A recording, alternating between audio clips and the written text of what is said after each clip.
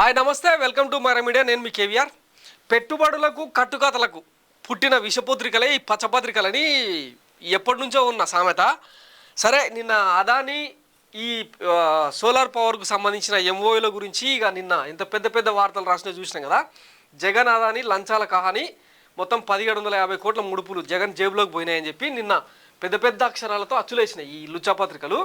ఇంకా వీటిని ఆధారంగా సోషల్ మీడియాలో, డిజిటల్ మీడియాలో పెద్ద పెద్ద కథనాలు రాసుకున్నారన్నమాట. హాఫ్ నాలెడ్జ్ గల్లంతా, హాఫ్ బాయిల్డ్ గల్లంతా. జగన్కు అదానికి లంచం రూపాయలు 1750 కోట్లు అని చెప్పి ఈనాడు రాసుకున్నాడు అనమాట. మరి ఇవే కథనాలు ఈరోజు ఎందుకు మిస్ అయినాయి? ఇది ఈరోజు పేపర్. ఆ లంచం ఖరీదు 72,000 కోట్లు. ఇది వీడి విశ్లేషణ అనమాట. జగన్మోహన్ రెడ్డి అనే అంటేనే మనకు పూనకాలు వస్తాయి. ఇక ఏమీ లేకపోయినా సరే రాసుకుంటూ పోవడమే కదా. సో ఇట్లాంటి కథనాలు అనమాట. రాష్ట్ర ప్రతిష్టకు జగన్ ముడుపులు అసెంబ్లీలో మాట్లాడిందని చెప్పి అచ్చులేసుకున్నాయి.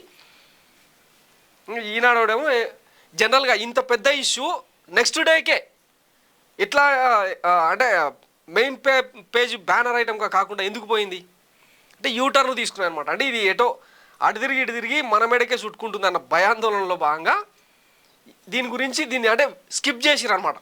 నిన్న చూడండి, ఇది మెయిన్ పేజ్ ఆర్టికలు.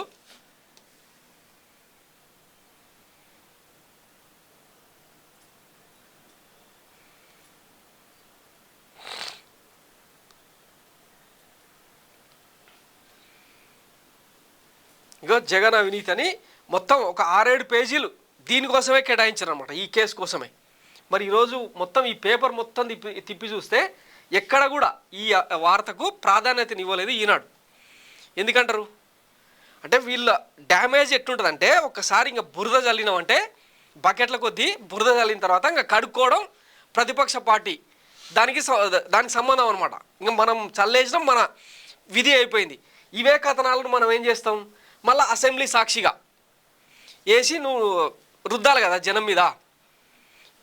ఏమనంటే బాబు గారు 40 ఏళ్ళ సుదీర్ఘ అనుభవం, ఆ పేపర్ ఈ పేపర్ చూసి నేను కూడా అనుకున్నా, నా అంటే గతంలో నా ఎకనామికల్ అది చూసి నాకున్న అవగాహన చూసి ఇంచుమించు 14 లక్షల కోట్లని నేను కూడా పొరపాటు పడ్డా అని చెప్పి అసెంబ్లీ సాక్షిగానే మాట్లాడాను కదా. అంటే ఈ పచ్చపత్రికల కథనాలే వీళ్లకు ఆధారాలు అన్నట్టు. ఎటుపోతుంది సొసైటీ, ఏంది కథ? మొత్తం దేశాన్ని, ప్రపంచాన్ని, ఆఖరికి స్టాక్ మార్కెట్లు కుప్పకూలిన కేసును మరి ఇంత ఈజీగా ఎట్ట వదిలేసినట్టు? దీనిలో జగన్మోహన్ రెడ్డికి ఏం సంబంధం? నిన్ననే చెప్పిన, ఇది ఒక బిస్కెట్ కేసు, ఏమాత్రం ఊదుగాలని కేసు. సెసి అనే ఒక సంస్థ, కేంద్ర ప్రభుత్వ అనుబంధ సంస్థ, దీనితో ఆంధ్రప్రదేశ్ ప్రభుత్వం ఒప్పందం కుదుర్చుకున్నది.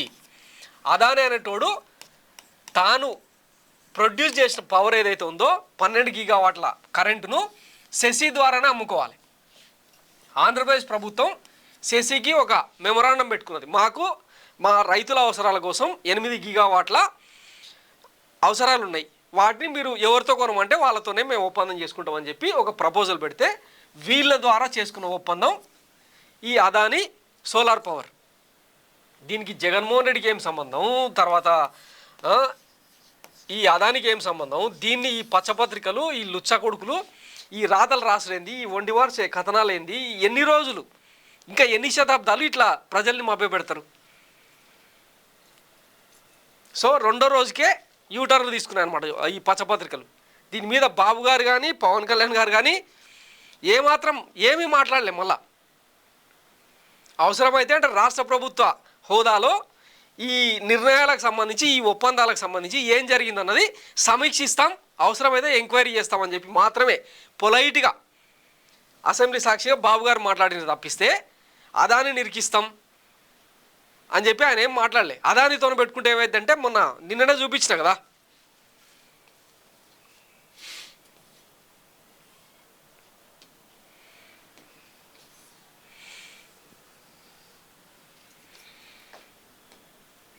ఇగో ₹1 తీసుకోకుండా అమరావతి ఇన్నర్ రింగ్ రోడ్ నిర్మాణం చేపడతానని హామీ ఇచ్చిండు.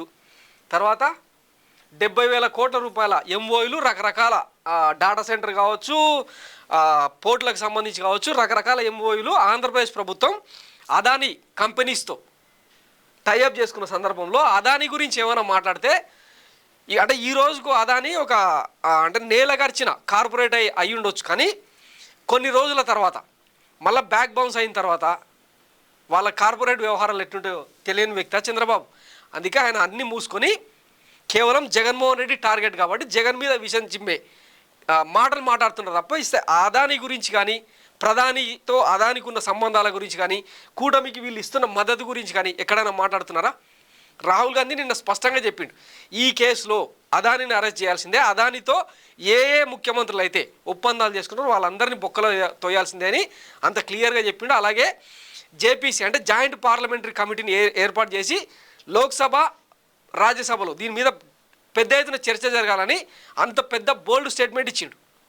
మరి అదే స్టేట్మెంట్ వీళ్ళు ఎందుకు ఇవ్వలేకపోతున్నారు అంటే ఆ కేసులో ఏం లేదు కాబట్టి. ఒకవేళ ఇంకా డిస్కస్ చేసుకుంటూ పోయే కొద్దీ తిరగమోతేస్తుంది కాబట్టి అందుకే దీని గురించి ఎవరు మాట్లాడతలేరు. ఇంకా మన ఈ లుచ్చా పత్రికలకు ఉండే పనే అది కదా.